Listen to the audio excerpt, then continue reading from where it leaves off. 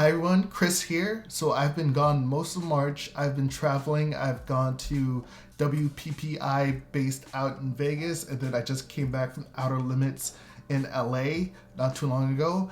And I've seen a lot in terms of photography and technology and the way that we're going forward. And now that I'm back home, I want to take a look at AI and photography and how that's going to work out. So I am looking at two examples in this video, which are going to be Midjourney, Adobe Firefly, how they're similar and how they are different. So full disclosure, before I get into any details, I am an Adobe Express ambassador, but that doesn't color my opinions of Adobe Firefly in any way. I'm just giving you my ideas and my opinions as a creative overall, just using the tools that are available out there. So I'm going to start with Midjourney. Midjourney is an app that is based on Discord text to image prompts. So by inputting what you want to see visually, so say a sunny day with gray clouds and you want buildings and umbrellas and all sorts of stuff in there, you can do that and it'll generate an image based on what you input. However, what I've noticed is that as you are more specific about what you're asking, and depending on what various prompts you use at the end of your query, you can get very highly detailed results. There are artists on Twitter who I will link to in this video, and you can see their work, but they have been able to use Midjourney to generate amazing artwork. And one of the other things that I love about Midjourney is the fact that you can actually use your own work as a basis model for the algorithm to learn how to create new work.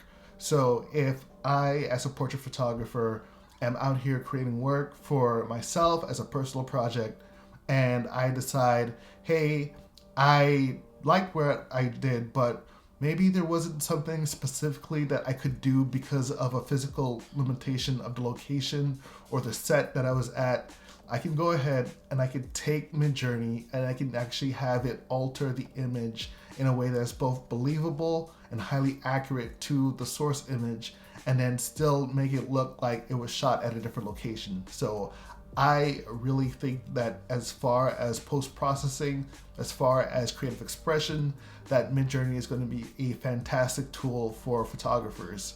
I'm going to show you a few examples really quickly.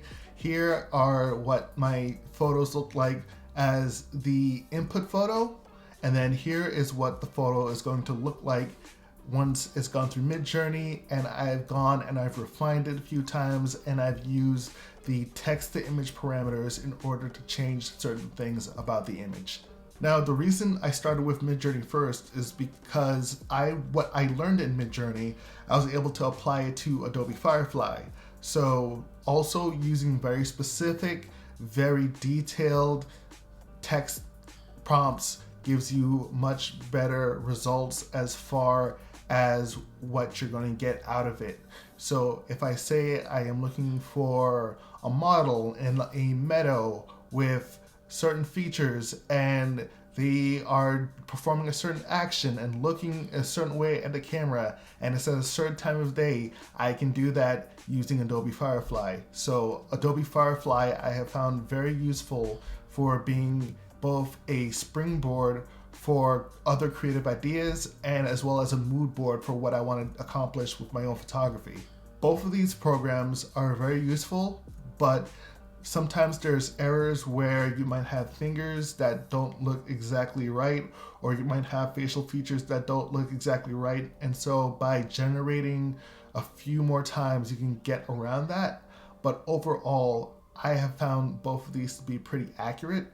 And what I think will be very useful and what I want to try out, hopefully on a future shoot, is going from Adobe Firefly with a mood board and then shooting that project and then going back into Midjourney and then doing my post-processing there once I do all my coloring and get some additional features and specs done in Midjourney that I couldn't do normally. I think really that is how these tools are going to end up working, at least in their current forms. What happens down the line, anybody's guess. But for right now, this is how I intend to use them. I would love to hear what you intend to use them for. If you sound out in the comments below the like button, please let me know. I would love to hear more. But that's it for this video. My name is Chris, and I will see you on the next one. Follow me on socials, and one.